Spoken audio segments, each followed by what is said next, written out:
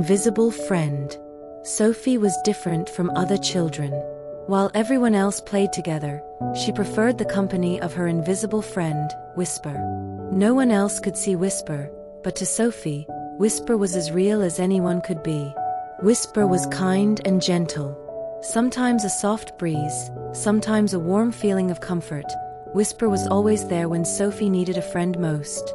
During lonely lunch times at school, when other children seemed to forget she existed, Whisper would sit beside her, telling wonderful stories that made her smile.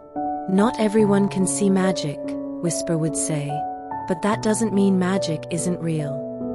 The other children would laugh when Sophie talked about her invisible friend. "Invisible friends aren't real," they would say. "You're just making things up." But Sophie knew better. Whisper was more real than any friend she had ever known. One particularly difficult day at school, when Sophie felt especially alone, Whisper had an idea. "Let's go on an adventure," the invisible friend suggested. Suddenly, the playground transformed. The swing set became a pirate ship, the slide a mountain to climb, the sandbox a desert of hidden treasures. Sophie explored worlds that only she and Whisper could see, magical realms full of wonder and possibility. As they played, something magical happened. Other children began to notice Sophie's joy.